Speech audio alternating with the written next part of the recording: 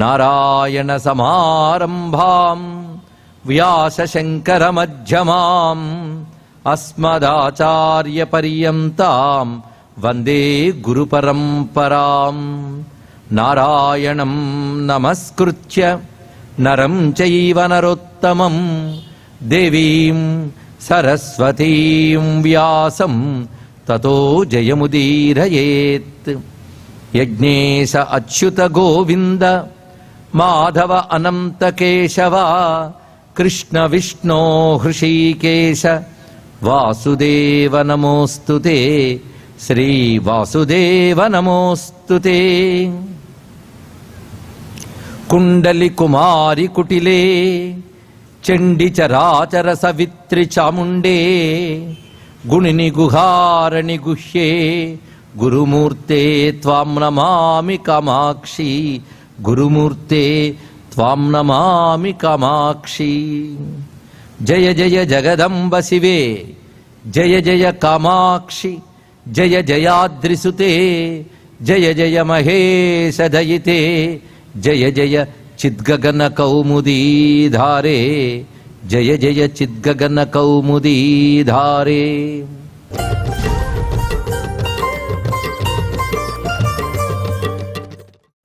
అమ్మవారు ఈ నలుగురి చేత 4 పనులు చేస్తుందయ్యా అన్నాడు. సృష్టి స్థితి సంహారం అర్థమైంది. 4వ పని బంధం. బంధం అంటే సంసారమును తిరుగుట. ఇప్పుడు చేసిన కర్మలు బట్టి దానికి తగ్గ శరీరం, దానితో పాటు సుఖదుఖాలు, మళ్ళీ అది పోయాక ఆ కర్మలు బట్టి మరో శరీరం. ఇదంతా బంధము. ఎవరో కొద్ది మంది మాత్రం ఎరుక కలిగి కశ్చిత్ ధీరః ప్రత్యేగాత్మానమైక్షత్ అన్నట్లుగా కోట్లలో ఒకడు ప్రయత్నిస్తే ప్రయత్నించిన కోట్లలో ఎవడో ఒక్కడు మాత్రం ముక్తి పొందుతున్నాడు. ఆ ముక్తి వీడు యోగ్యుడు అని ఇస్తున్నది అనుగ్రహం. ఇప్పుడు 5 కృత్యాలు: సృష్టి, స్థితి, సంహారము, బంధము, మోక్షము. ఒక్కసారి ప్రశ్నిస్తాం, ఈ 5 మనం ఎవరమైనా చెయ్యగలమా? ఇదొక్కటి చెప్పండి ఆన్సర్. ఒక్కటి ఆన్సర్ ప్లీజ్. సృష్టి చేయగలరా? స్థితి చేయగలరా? సంహారం చేయగలరా? ఇంకొకరికి బంధం కలిగించగలరా? సంసారం జన్మలు ఇవ్వగలరా? లేదు. మరణాలు ఇవ్వగలరా? లేదు. మోక్షం ఇవ్వగలమా? వల్ల కాదు. కనుక 5 మన పనులు కావని తెలిసిపోయింది. 5 మన పనులు కానప్పుడు 5 జరుగుతున్నాయి కదా, ఎవరి పని ఉంటుంది? ఈ 5 పనులు ఎవరివో వాడిని ఈశ్వరుడు అన్నారు, మరొకటి కాదు ఇక్కడ. కానీ ఈశ్వరుడు అంటే ఎవరు తెలిసిపోయింది కదా, 5 పనులు చేసేవాడు. ఒక్కడే 5 పనులు చేస్తున్నాడు, అంతేగాని 5గురు లేరు. 5గురు ఉంటే ప్రమాదం. 5గురు అంటే ఎంత ప్రమాదం అంటే, నేను సృష్టి చేస్తున్నా అంటే అయితే నేను సంహారం చేస్తాను వాడు వచ్చేస్తాడు. ఒకడే 5 పనులు చేస్తే ఎప్పుడేం చేయాలో అప్పుడు చేసుకుంటాడు. అయితే ఒకడు 5 పనులు చేయడం మళ్ళీ కష్టమే కనుక ఒకడు 5 రూపాయలు ఒక్కడే చేస్తున్నాడు. అది అందువల్ల కోఆర్డినేషన్ ఉంది. అట్లా 5 పనులు ఎప్పుడేం చేయాలో అది చేసుకుంటుంటాడు. ఇక్కడ టైమింగ్ ఆయనకి తెలుసు, ఎందుకంటే పొయ్యి మీద పెట్టినవాడికి ఎప్పుడు ఆపాలో తెలుసు. కనుక 5 పనులు ఒకడే చేస్తున్నాడు. చేస్తున్నప్పుడు 5 పనులు చేస్తున్నాడు కనుక 5 పనుల్లో 5 పేర్లు పెట్టారు. ఒకడే 5 పనులు చేస్తున్నాడని తెలుసుకో అన్నారు. ఇక్కడ 5 పనులు ప్రపంచంలో ఉన్నాయి. ఇంకొక చిన్న మాట, ఉదయం లేచాం, సృష్టి. పనులు చేస్తూ ఉన్న స్థితి, రాత్రి పడుకున్నారు, సంహారం. సంహారం అమ్మడి పొద్దున్న లేస్తున్నారు. ఈ మధ్యలో ఏమైంది ఆలోచించమన్నాడు. ఆ మధ్యలో మీరు పొద్దున్న చేసిన వ్యవహారాలన్నీ లోపల అంతర్లీనమైపోయాయి, మరుగుపడ్డాయి. దాని పేరు తిరోధానం. మళ్ళీ పొద్దున్న లేచాక నిన్న ఎక్కడ ఆపారో దాన్ని అనుసరించి గ్రహించారు. అంతేగాని పొద్దున్న లేచిన నా పేరే ఉంటాయి అబ్బాయి అని అడగట్లేదు ఎవరిని. మీ పేరు మీరే గుర్తు తెచ్చుకుంటున్నారు. అంటే అర్థం ఏంటి? నిన్నటి దాన్ని అనుసరించి గ్రహించారు, అది అనుగ్రహం. పంచకృత్యాలు రోజు జరుగుతున్నాయా లేదా చెప్పండి. ఇక్కడ ఈ పంచకృత్యాలు ఎవరి వల్ల జరుగుతున్నాయి అది ఆలోచించమంటాడు. ఈ పంచకృత్యములకు కారణమైన అఖండ ఈశ్వర శక్తి నీ లోపల ఆత్మశక్తి. మళ్ళీ నీలోకి చూసుకుంటున్నాం, బయట చూపిస్తున్నాం, లోపల చూస్తున్నాం. ఇది నీ పరంగా. ప్రపంచపరంగా సృష్టి, స్థితి, సంహారము, బంధము, మోక్షము. ఈ 5 ఆయన కృత్యములే. ఈ 5 ఆయన కృత్యము. లేకపోతే ఇవి మనం చేయగలమండి? ఇంటికెళ్ళే నిద్ర పట్టలేదండి అంటే నిద్ర పట్టడం కూడా నీ చేతిలో లేదు, నొప్పుకో. లేవడమా? అవి లేపితేనే లేస్తాం, లేకపోతే కొందరు లేవకుండా వెళ్ళిపోయిన సార్లు కూడా ఉంటూ ఉంటాయి. ఏం చేస్తాం? లేపేది ఆవిడ, పడుకో పెట్టేది ఆవిడ, నీలో తిన్నది అరిగించేది ఆవిడ. కానీ అంతా నా నిర్వాహకమైన అహంకారం ఒక్కటే, పనికిమాలిన అహంకారం నీది. తెలుసుకో, విచారణ చెయ్యి. లోపలికి అదే, బయటికి అదే. మొత్తానికి బల్ల అర్థమైపోయింది మనకి. సృష్టి, స్థితి, సంహార, తిరోధాన, అనుగ్రహం. మోక్షం అతి గట్టిది గనక దానికి బల్ల స్థానం. మిగిలిన 4 ప్రపంచంలో కనబడుతుంటాయి కనుక 4 ఒకే ప్లేన్, 4 కొయ్యలు. ఏం అద్భుతమైన భావం అండి.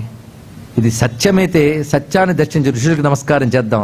ఇది భావమైతే ఇంత చక్కటి భావన చేసిన ఋషులకు నమస్కారం చేద్దాం. ఎలా చేసినా గొప్పది. ఇది ఇక్కడ మొత్తం సృష్టినంతటే 5 బల్లలుగా చూపించారు. ఒక బల్లగా 5 భాగాలతో ఒక బల్లగా చూపించారు. 5 భాగాలు కలిపి ఒకటే. ఎందుకంటే 5 ఈశ్వరుడు కృత్యమే. ఆ ఈశ్వరుడి పేరు శివ. అందుకే 5 భాగాలుగా ఉన్న మంచానికి ఒకటే పేరు, శివాకారే మంచే. అద్భుతమైన మాట అందుకు వేశారు. ఎందుకంటే ఇప్పుడు ఒక బల్ల పెట్టారు. ఇక్కడ మీరు చూసుంటారు, 4 కోళ్ళు పైన బల్ల. దీన్ని అంతటికీ మేము ఒకటే పేరు పెడతా, కర్ర బల్ల. ఎందుకంటే కర్ర ఒకటే చెక్క మెటీరియల్, ఇంకోటి లేదు.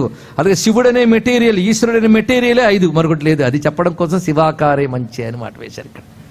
దానిపైన పరమశివుడు ఉన్నట్ట. పరమశివుడు అంటే శివుడు కాక పరమశివుడు మరొకట. అసలు ఎక్కువైపోయారు అనుకుంటే మళ్ళీ కన్ఫ్యూజన్ ఒకటి. నాయనా ఇవి చేస్తున్నప్పుడు ఆయన ఈశ్వరుడు అన్నారు, వీటికి అతీతంగా ఉంటాడు కనుక ఆయన పరమాత్మ అన్నారు. ఆయన్ని మనం పరమశివుడు అంటున్నాం, మరొకట్లేదు. అదే శివాకారే మంచే పరమశివ పర్యంక నిలయాం. అలాంటి పరమశివుడు. అయితే 5 పనులు చెయ్యాలని పరమశివుడు అనుకుంటే కదా అయింది. పరమశివుడు అనుకున్నాడు అంటే కోరుకున్నాడు. ఏకోహం బహుశ్యాం స అకామయత బహుశ్యాం ప్రజాయేయ అని కామించాడు. కామించాడంటే సంకల్పించాడు, ఇచ్ఛ చేశాడు, కోరుకున్నాడు, సృష్టి చెయ్యాలనుకున్నాడు. ఆయన అనుకున్న శివుడు. ఆ పరమశివుడు ఎవడున్నాడు? పరమాత్మ. ఆయన ఒక్కసారి చెయ్యాలనుకున్నాడు. అనుకున్నాడు గనక కామేశ్వరుడు అయ్యాడు. కామించాడు గనక కామేశ్వరుడు. అలా కామించే శక్తి కామేశ్వరి. ఆవిడెక్కడుంది? ఆయన ఒళ్ళో ఉందిట. శివ కామేశ్వర అంకస్త. ఒళ్ళో ఉండడం ఏంటండి? అరే నిండు సభలో కూడా ఆయన కూర్చుని ఉంటే ఆయన ఒళ్ళో ఆవిడ ఉంటుంది. అంత ప్రేమ ఉంటే పక్కన కూర్చోబెట్టుకోమనండి. కానీ అంతమంది ముందు ఒళ్ళో కూర్చోబెట్టుకోవడం ఏంటయ్యా అంటే దానికి అర్థం ఉందయ్యా అన్నాడు. జ్యోతి ఒళ్ళో కాంతి ఉంది, శివుడి ఒళ్ళో అమ్మవారు ఉన్నారు. ఒకటే పరిశీలించు. అంటే అర్థం అవిభాజ్య, ఆయన నుంచి వేరు కానిది అని చెప్పడం ఎంత బాగున్నది. సమస్త విశ్వంలో జరిగే కృత్యములు బల్లగా కనిపిస్తుంటే బల్ల మనందరికి అర్థమైంది. ఈ బల్ల యాక్టివ్ కావడానికి కారణం దానిపైన ఉన్న పరమేశ్వరుడు. ఆయన చేయడానికి కారణం ఆయన ఒళ్ళో ఉన్న అమ్మవారు. ఇది భావించవలసిన విధానం. ఇది అర్థమైతే సృష్టిని దాటిపోయాం. సృష్టిని దాటిన ఈశ్వర సంకల్పాన్ని తెలుసుకున్నాం. ఆ సంకల్పం ఎవరిదో ఆ పరమశివ చైతన్యాన్ని గ్రహించాం. ఆ చైతన్యం అమ్మవారిని తెలుసుకున్నాం. ఇంకది చిదానంద లహరికాక ఏమవుతున్నది? ఈ భావం అక్కడ చూపించారు. ఇలా క్రమంగా తీసుకువెళ్ళి శివాకారే మంచే పరమశివ పర్యంక నిలయ భజంతి త్వాం ధన్యాహ కతిచన చిదానంద లహరి. ఈ మాటలో కతిచన ధన్యాహ అని ఒక మాట వేశారు. కొద్దిమంది ధన్యులు మాత్రమే భజంతి, నిన్ను భజిస్తున్నారమ్మా అన్నారు. ఇక్కడ అందరూ అమ్మవారిని భజిస్తున్నారండి? అందరూ భజించరు. ఏం కోట్ల జనాభా ఉన్నారు. అందరికీ అమ్మవారిని తలంచుకునే యోగ్యత లేదు. అమ్మవారిని తలంచగలిగే యోగ్యత ఉన్న దేశంలో ధర్మంలో పుట్టు కూడా తలంచుకోకుండా కొందరున్నారు.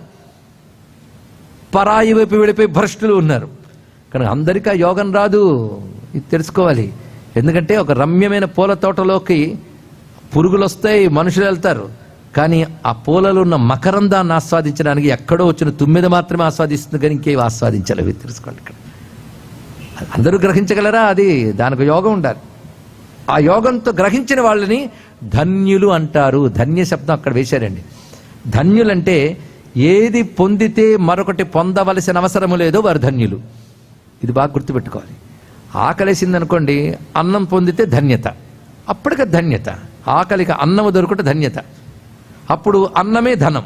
ఇప్పుడు అర్థమైంది కదా, ధన్యతనిచ్చేది ధనం. కానీ ఆకలికి అన్నం ధనం, దాహానికి నీరు ధనం, దరిద్రానికి ధనం. కనుక ఏది పొందితే మన అవసరం తీరుతుందో దాన్ని ధనం అన్నారు. ధనం అని ఎందుకన్నారు తెలిసింది కదా. ధనం ఎవడికుందో వాడు ధన్యుడయ్యాడు అంతే. అయితే ఇవన్నీ ధనములేగా. కానీ నిజంగా ధనములంటే ఒప్పుకుంటారా? మీకు అన్నమే ధనం అన్నారుగా, 30 పూట్ల తిండి పెడతాం రండి అంటే తృప్తి ఉండదు, ఇంకేదో సాధించాలనుకుంటాం. అంటే ఇవి ధనములే కానీ తాత్కాలికములు. ఏది పొందితే మరేది పొందవలసిన అవసరం లేదో దాన్ని పొందాలి. అదే ధనం. అది పొందినవాడే ధన్యుడు, వాడే కృతకృత్యుడు, వాడే జన్మని చరితార్థం చేసుకున్న వాళ్ళు. ఇలాంటి వాళ్ళు కతిచన కొద్దిమంది మాత్రమే. కనుక కొద్దిమంది ధన్యులు మాత్రమే చిదానంద లహరివైన నిన్ను భజిస్తున్నారమ్మా అని చివరి వాక్యాలు చెప్పారు. భజంతి త్వాం ధన్యాః కతిచన చిదానంద లహరీం. ఈ 2 శ్లోకములు కలిపి ఒకటిగా చూడాలండి. అమ్మ స్వరూపాన్ని భావించడం, ఆ స్వరూపం యొక్క అసలతత్వం పురమతితురాహో పురుషికాన్ని గ్రహించడం, అది ఉన్న స్థానమైన లోకం, లోకంలో వనములు, వనములలో ఆ దివ్యమైన భవనము, భవన మధ్యంలో సభ, సభ యొక్క స్వరూపము, సభలో ఉన్న మంచము యొక్క స్వరూపము, దానిపై ఉన్న అమ్మవారి తత్వము. అక్కడితో ఆగిపోయింది సాధన. అక్కడితో ఆగిపోవాలి. అక్కడి వరకు సాగుతూనే ఉండాలి. సాధన సాగుతూనే ఉండాలి. పొందవలసింది పొందే వరకు చెయ్యాల్సింది చెయ్యాలి. ప్రయాణం అక్కడితో పరిసమాప్తమైంది. ఆ చిదానంద లహరిని పొందడమే. అందుకే అమ్మవారు అసలు స్వరూపం చిదానంద లహరి, కేవల ఆనంద అనుభవ స్వరూపిణి. ఇది దీని యొక్క అర్థం. చిదానంద లహరి ఒక విధంగా ఉపాసనా రూపంగా అమ్మని భావిస్తూ లోకాన్ని తెలుసుకున్నాం. ఆ తల్లి భావనతో భక్తితో పొందడం ఒక పద్ధతి అయితే, యోగ సాధనతో పొందడం మరొక పద్ధతి. యోగ సాధనతో పొందేటప్పుడు ఈ దేహాన్ని ఒక్కసారి పరిశీలించాలి. ఈ దేహంతోనే కదా ఇంత సాధన చేశారు. కనుక దేహం పనికి మాలింది. ఈ తిట్లు కొందరు చెప్తుంటారు, ఈ పనికి మాలిన దేహం, రక్తమాంసాలతో ఉండే దేహం, ఇదేం గొప్ప దేహమా అని. అదే శాస్త్రం చెప్తుంది దేహో దేవాలయ ప్రోక్త అని. ఇదేమిటండి, ఈ దేహం చాలా గొప్పది, దేవాలయం అంటున్నారు అంటే, దేహాన్ని సద్వినియోగం చేసుకుంటే దేవాలయం. దాని సుఖాల కోసం, లౌకిక సుఖాల కోసం ఖర్చు చేసుకుంటే పనికి మాలింది. ఇప్పుడు తెలిసింది కదా. కానీ ఈ దేహమే పనికి మాలింది, ఈ దేహమే అద్భుతమైనది. ఏదో ఒకటి చెప్పండి అంటే మేము ఒకటి చెప్పాం. ఎందుకంటే మనం ఒకదానికి వాడుకుంటున్నామా? ఎంతవరకు లోక సుఖాల కోసం దేహం వాడుకుంటామో అంతవరకు ఈ దేహాన్ని దూషించవలసినదే. ఇదే దేహాన్ని పరమార్థ సాధన కోసం వాడుకోవాలి. శరీరం ఆద్యం ఖలు ధర్మ సాధనం. సాధన వినియోగిస్తే గొప్పదేంది. ఇది దేహం మామూలు కాదండి. ఇంత దేహంలో చైతన్యం తిరుగుతోంది. చైతన్యం అంటే అమ్మవారే, కానీ అమ్మవారి ఇల్లు దేహం. అదే దేహో దేవాలయ ప్రోక్త. అమ్మవారు ఎలా తిరుగుతోంది శరీరంలో? ఎక్కడ తిరుగుతోంది అంటే ఎక్కడ తిరగడం లేదు. పాదములు మొదలుకొని తల వరకు అమ్మ చైతన్యం ప్రసరిస్తేనే నువ్వు చరిస్తున్నావు. రాగితీగులు విద్యుత్తు అణువణువు ప్రసరిస్తుంది, శరీరంలో చైతన్యం అణువణువు ప్రసరిస్తుంది. తిర్యగుర్ధ్వమధశాయి రశ్మయస్తస్య సంతత సంతాపయతి స్వందేహమాపాద తలమస్తక. శరీరమంతా చైతన్యం ఉన్నా ఆ చైతన్యాన్ని ఉపాసించేటప్పుడు, ఆ చైతన్యాన్ని పట్టుకోగలిగినప్పుడు ముక్తిని పొందుతున్నాం. ఆ చైతన్యం ఎలా పట్టుకుంటావు అంటే, ఇల్లంతా ఎలక్ట్రిసిటీ మనకి వస్తూ పనిచేస్తున్న దాని మెయిన్ వైర్ ఏదో ఉంటుంది. అలాగే శరీరంలో నాడీ మండలాల్లో చైతన్యం హృదయం నుంచి వచ్చి నాడీ మండలం అంతా ప్రసరిస్తుంది. ఆ చైతన్యం ఉపాసించే పద్ధతి హృదయంలో ధ్యానించుట, జపించుట. వీటితో పాటు మరొక ప్రక్రియ ఏమిటి అంటే, ప్రాణాయామాది సాధనలతో నాడీ శోధనం చేసుకుని సుషుమ్నా నాడి యందు దృష్టి పెట్టి క్రమంగా అక్కడ చైతన్యం ఎలా తిరుగుతుందో చూడు అన్నారు. ఇక్కడ ఆ తిరిగే స్వరూపం పేరు కుండలిని. ఇది కుండలిని యోగం వచ్చారు. అదే కుండలిని గురించి బోల్డ్ శ్లోకాలు ఉన్నాయి సౌందర్యలహరిలో. నేను వాటిని విస్తారంగా చెప్పట్లేదు, అసలు చెప్పకుండా వదలడం లేదు, క్లుప్తంగా టచ్ చేస్తున్నాం. సామాన్యుడికి కూడా కొంచెం కుండలిని అంటే అవగాహన కలగాలి. అమ్మవారు అంతటా ఉన్నారనే మాట అందరూ వింటున్నారు. అంతటా ఎలా ఉన్నారంటే చైతన్య రూపంతో ఉన్నారన్నారు. ఆ చైతన్యం నీలో కుండలినిగా ఉన్నది. ఆ కుండలిని ఎలా ఉంటుందో చిన్న అవగాహన. ఇల్లంతా తయారు చేసిన తర్వాత వైరింగ్ చేసేసారు. ఏ ఎక్విప్మెంట్కి ఎలక్ట్రికల్ కనెక్షన్ వాళ్ళు కూడా పెట్టేసుకున్నారు. ఫ్యాన్లకి, ఫ్రిడ్జ్కి, ఏసీకి, లైట్లకి అన్నిటికి పెట్టేశారు. అంతా అయిన తర్వాత మెయిన్ ఏదో ఉంటుంది, దానికి ఎలక్ట్రిసిటీ కనెక్షన్ ఇవ్వాలి. ఇస్తే మొత్తం ఇల్లు యాక్టివ్ అయింది. శరీరమైన ఇంట్లో నాడీ మండలాలను వైరింగ్ అయిపోయిన తర్వాత సుషుమ్నా నాడిని మెయిన్ నాడికి ఈశ్వర శక్తి కనెక్ట్ అవ్వగానే మొత్తం శరీరం యాక్టివేట్ అయింది, నాడీ మండలం అంతా. ఇది సత్యం. ఆ ఎలక్ట్రిసిటీ చిచ్చక్తి అమ్మవారు ఇంట్లోకి వచ్చినప్పుడు ఎలక్ట్రిసిటీ ఎలాగో ఒంట్లోకి వచ్చినప్పుడు ఆ చిచ్చక్తి పేరు కుండలిని. ఇది తెలుసుకోవాలి. ఎక్కడుంది? చప్పట్లు కొట్టిన వాళ్ళల్లోనూ ఉంది, చప్పట్లు కొట్టని వాళ్ళల్లోనూ ఉంది. అందరిలో ఉంది ఆ కుండలిని, అందరిలో ఉంది. కుండల గురించి చెప్పారండి, నాకేం అర్థం కాలేదన్నారు. ఒక ఆయన హార్ట్ గురించి చెప్పారు, డాక్టర్ గారు వచ్చి. నాకు అర్థం కాలేదన్నాడు ఆయన. అర్థం కాకపోయినా వాడికి హార్ట్ ఉంది. హార్ట్ గురించి ఆయన చెప్పారు. నీకు అర్థం కాలేదు కానీ అర్థం కాని వాడికి హార్ట్ లేదని లేదు. కానీ అర్థం కాకపోయినా కుండలిని ఉంటుంది. మనకు అర్థం కాకపోయినా అమ్మవారు ఉంటారు, తెలుసుకోండి. అదే అంటాడు మహానుభావుడు, చిచ్చక్తిగా సర్వవ్యాపినవై నువ్వు తనుషు కుండలిని అంటాడు ఉమాశాస్త్రంలో కావ్యకంఠ వాసిష్ఠ గణపతిని. తనుషు కుండలిని, ప్రతి వారి శరీరంలో కుండలిని ఉంటుంది, ప్రతి వారి శరీరంలో. అయితే కుండలిని శక్తిని గుర్తించి సాధన చేసే యోగం మానవ శరీరానికి మాత్రమే ఉంది. అవకాశం ఉంది, కానీ మానవ శరీరం అంతా వినియోగించుకోవట్లేదు. ఎందుకంటే విశాఖపట్నంలో ఉన్న వాళ్ళకి బీచ్కి వెళ్ళే అవకాశం ఉంది, కానీ విశాఖపట్నంలో ఉన్న వాళ్ళందరూ బీచ్కి వెళ్ళరు, తెలుసుకుంటే. ఎవరో అందులో కొద్దిమంది వెళతారు. అలాగే మానవులకు అవకాశం ఉంది, కానీ మానవులందరూ అవకాశాన్ని సద్వినియోగం చేసుకోవట్లేదు. అందుకే మాటి మాటికి శాస్త్రం ఈ శరీరం దొరకడం కష్టం రా బాబు, సద్వినియోగం చేసుకొని ఘోషిస్తున్నది అందుకు. ఎందుకంటే వెన్ను నిటారుగా నిలబడగలిగే శరీరం ఒక్క మానవుడిదే. ఇవి జంతువులు కొన్ని ఉన్నాయంటే కష్టపడి కోతి ఆ మాత్రం ఉండగలదు, మరి ఎక్కువసేపు మళ్ళా ఉండలేదు. అది దాని పద్మాసనం వేయి, హఠాసనం వేయి అంటే వేయదు, అది దాని చేత కాదు, అది వేయగలిగేది ఇదే. అందుకే అలా యోగం చేయగలిగే శక్తి ఉన్న శరీరాన్ని కూడా కోతుల్లాగా కుక్కల్లాగా వాడుకోకూడదు. మనం సాధనలుగా వాడండి, అందుకే సాధనగా వాడాలి ఈ శరీరాన్ని. అలాంటి శరీరం ఇచ్చాడు. అంత నీలో ఉన్న దివ్యత్వాన్ని గ్రహించి అనుభవించగలిగే శక్తి ఇచ్చిన మానవ దేహం దొరికినందుకు ముందు పరమేశ్వరుడికి నమస్కారం చేసుకోవాలండి. అందులో కొండల్ని ప్రసరిస్తుంది. ఆ ప్రసరిస్తున్నప్పుడు నీ శరీరంలో పంచభూత తత్వాలు ఉన్నాయి, ఒప్పుకుంటావా లేదా? అవునండి, హిందూ మతంలో చెప్తారండి పంచభూతాలని. హిందూ మతంలో కాదు, అన్ని మతాల్లోనూ అందరివి పంచభూతాలే, తెలుసుకోండి. ఇక్కడ అయితే అంతటా ఉన్న సత్యాన్ని చెప్పే మతం పేరు హిందూ మతం, అంతే తేడా. పంచభూతాలు శరీరంలో ఉన్నప్పుడు పంచభూతాలని కంట్రోల్ చేసే వ్యవస్థ ఉంటుంది. మీ ఊళ్ళో మీ ఇంట్లోకి నీళ్లు సప్లై చేసే వాటర్ డిపార్ట్మెంట్ లేదా? అలా ప్రతిదానికో దాని కంట్రోలింగ్ పాయింట్స్ ఉంటాయి. అలా పంచభూతాలు శరీరంలో ఉన్నాయి, వాటి కంట్రోలింగ్ పాయింట్స్ 5 ఉన్నాయి. ఈ పంచభూతాలు బేస్ చేసుకునే పంచ జ్ఞానేంద్రియాలు, పంచ కర్మేంద్రియాలు, పంచతన్మాత్రలు, అంతే మీకు తెలిసిందే. కానీ ఈ 5 మెయిన్. ఈ 5టిని కంట్రోల్ చేసే 5 పాయింట్స్ శరీరంలో ఉన్నాయండి. కూర్చున్న చోటు మూలాధారం అయితే క్రమంగా అక్కడి నుంచి స్థానములు మూలాధార, స్వాధిష్టాన, మణిపూర, అనాహత, విశుద్ధ 5. భూతత్వం నుంచి ఆకాశతత్వం వరకు అయిపోయింది. 5తో శరీరం ఉంది, ఒప్పుకుంటున్నారు కదా? 5ంటితోనే శరీరం ఉందా? శరీరంలో మీరు చెప్పే ఇంద్రియాలు అన్నిటికీ 5, మరొకటి కాదు. ఈ 5ంటితో ఉంది శరీరం అంతా. కానీ 6వ వస్తువు ఒకటి ఉంది. మీరు ప్రాణం అంటారేమో, ప్రాణం వాయువు, అది కూడా 5ంట్లో ఒకటే. 6వ వస్తువు 5ంట్లోది కాదు. ఏమిటది చెప్పండి? మనస్సు. అదొకటి ఉన్నది. ఎన్నయ్యే? 5 + 6. 6 తప్ప ఇంకో ప్రపంచం ఉందా చెప్పండి? కొంచెం ఆలోచించండి. నేను కాలక్షేప కబుర్లు చెప్పట్లేదు, ఆలోచించవలసిన అంశాలు చెప్పుకుంటున్నాం. అదే సౌందర్యలహరి. 6 తప్ప మరొకటి ఉన్నాయా? 6 ప్రపంచం మొత్తం. ఈ 6 గుర్తుపెట్టుకుంటే తర్వాత శ్లోకాలన్నీ దీని బేస్ మీద వెళ్ళిపోతాయి. ఈ 6ంటికి విశుద్ధ వరకు ఆకాశ పంచభూతాలు అయిపోయాయి. 6వది మనస్సు అన్నాం కదా. ఈ మనస్సుకు కావలసిన పాయింట్ ఉన్న చోటు పేరు భ్రూమధ్య స్థానం. దీనికి ఆజ్ఞ అని పేరు. అందుకే ధ్యానం చేసేటప్పుడు అక్కడ దృష్టిని ఒక్కసారి కాన్సన్ట్రేట్ చేయమంటారు. అలా చేస్తే అటు ఇటు చెదిరిపోతున్న బుద్ధిని, మనస్సుని ఏకాగ్రపరచగలంట. అది సాధన బాగా చేస్తే ఏకాగ్రత పరమేశ్వరుని పొందవచ్చు, అది వేరే విషయం. కనుక పాయింట్ ఇది, బుద్ధి చక్ర స్థానం అది ఇక్కడ. కనుక ఎన్ని చక్రాలు ఎందుకున్నాయి ఇప్పుడు తెలిసింది కదా. పంచభూతములు నియంత్రించే పంచచక్ర స్థానములు. 6వ చక్రం వీటికి పైన ఉన్నటువంటిది ఇందాక ఇంటికి కనెక్షన్ ఇచ్చే విద్యుత్ శక్తిలాగా వీటన్నిటికీ ప్రధానమైనటువంటి శివశక్తి ఉన్న చోటు సహస్రారం. అక్కడి నుంచి శక్తి ఇక్కడ ప్రసరిస్తోంది నిరంతరం, అందరిలో ప్రసరిస్తుంది. అయితే అందరిలో అధోముఖంగా ప్రసరిస్తూ ఉంటుంది, డౌన్ వార్డ్స్, కిందకు వస్తూ ఉంటుంది. యోగులు ఏం చేస్తారంటే ఈ శక్తి ఎక్కడిదా అని ఆలోచిస్తారు. అంటే కింద పడుతున్న జలపాతం ఎక్కడి నుంచి వచ్చిందా అని చూస్తే దాని మూలమైన కొండ కొనలోకి వెళ్ళినట్లుగా మన శరీరం అంతా ప్రసరిస్తున్న శక్తి ఎక్కడి నుంచి వచ్చింది అని తెలుసుకోవడం 2 మార్గాలు ఉన్నాయి. ఒకటి విచారణ, ఇంకొకటి యోగము.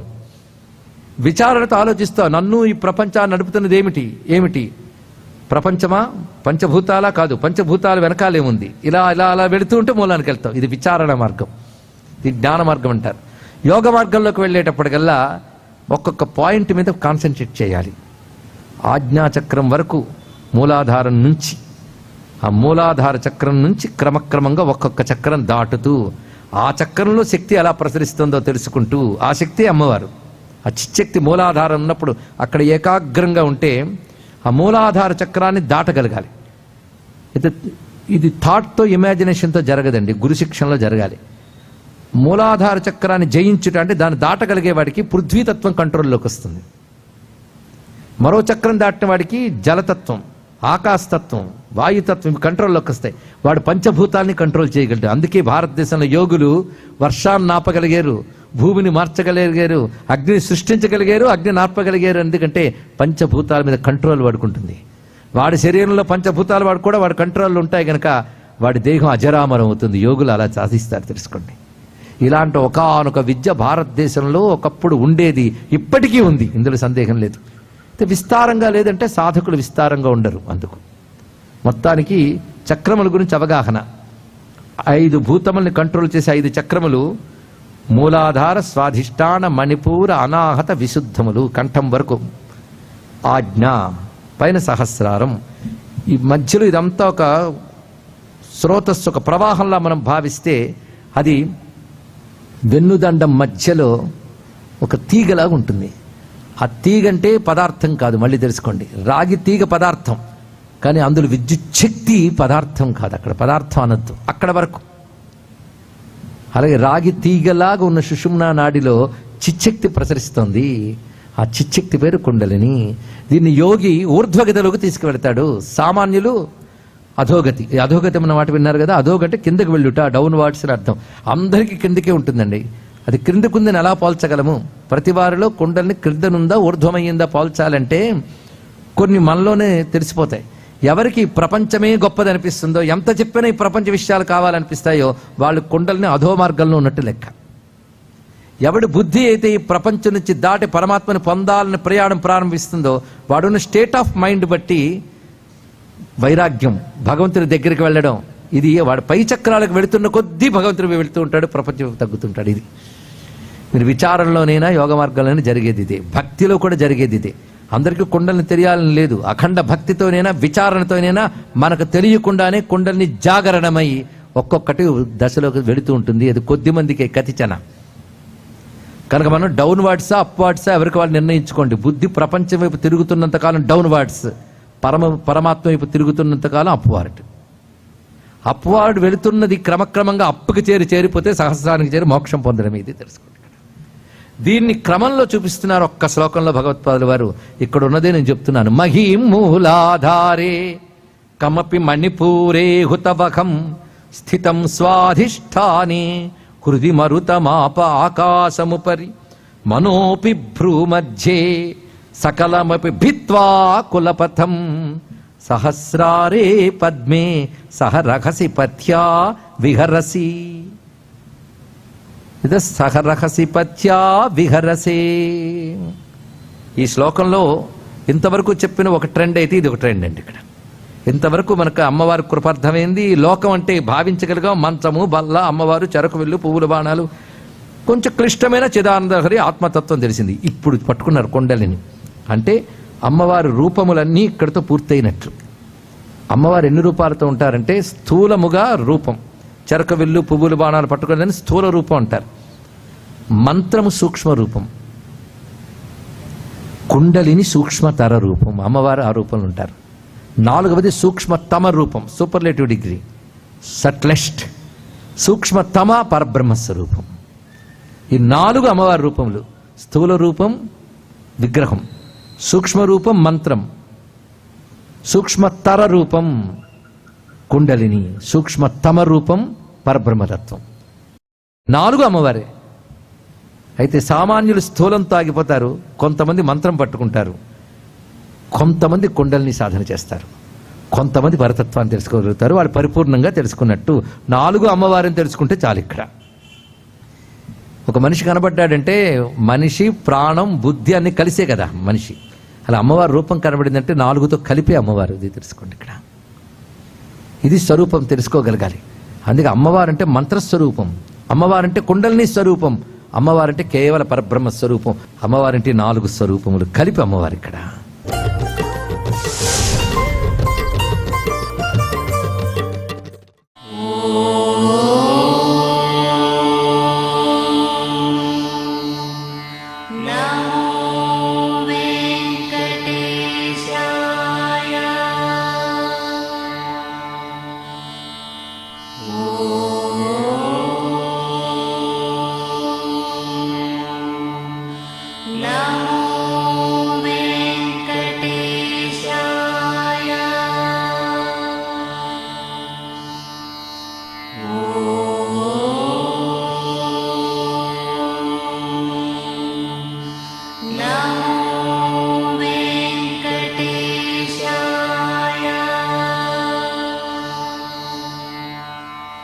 ఓం